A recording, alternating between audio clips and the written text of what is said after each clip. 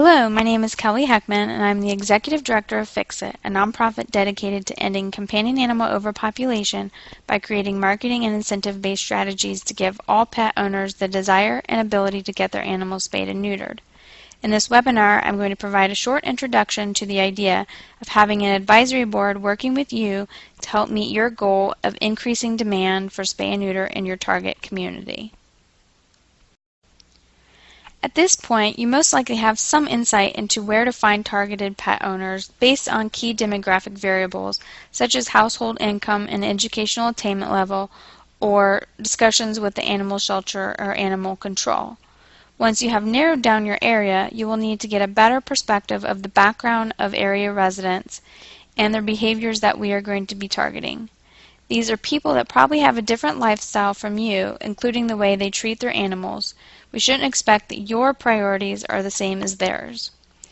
On St. Croix, this was the case. I had a much different background from the local people that we were targeting, so we needed to gather a group of people that would look different from our typical animal welfare committees.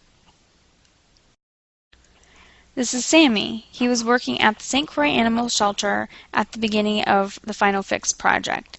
He is trying to act tough for the picture here, but he is a really pretty goofy kid that took the position at the shelter as a job, not because he had a passion for helping animals, but just because he needed a paycheck. Because Sammy was from St. Croix and had mixed heritage, he was recruited onto our local advisory committee. Sammy and the rest of the committee gave us a means to ask the community we want to help, questions that make what we are doing more effective. We wanted to ask them why. Why do people in their community, their friends, their families, their neighbors, let their animals breed? Why don't they spay and neuter? And what is influencing their decision to not spay and neuter? Is it passive? Is it active? What do they do with all the litters of puppies and kittens that are produced? And what information would actually make them take action? Of course, you can't expect people to expand on these questions on the spot, because more often than not, they haven't thought about the answers. But you can work up to these questions in the setting of a group discussion. Then you can start asking specific questions with the objective of identifying potential marketing messages. How can spay and neuter produce a valuable impact for them? We want to digest these discussions into useful points. So if a lot of people say it's annoying to find litters of puppies' homes, then there is a possible message.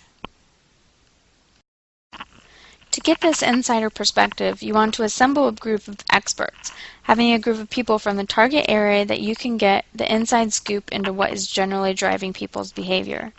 The beauty of this is that even on a shoestring budget, this is a super resource. For the cost of a couple pizzas or snacks, you can get a lot of valuable insight for how to proceed with your marketing campaign. It gives you the ability to have an open discussion without the distractions of being in a public space, like doing surveys at shopping centers. It gives people the time to think about the answers to your questions instead of giving some short gut response that is geared to what they think you want to hear.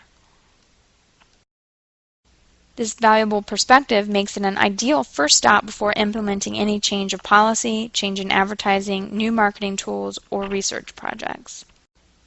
It also helps you develop relationships within your target community. We recommend that you use local people to do research projects, and your local advisory committee may help you find volunteers reliable help. They may also give you an access to tabling locations such as school or church events, and it helps to build word of mouth that you are doing what is in the benefit of the people in the area. In the next lesson, I will discuss how we were able to build a committee on St. Croix and discuss meeting topics and how to generate usable information from those meetings. Learn more about SMART, FiXiT, and our other programs to help reduce the number of animals euthanized every year at fixit-foundation.org and join the conversation on social media.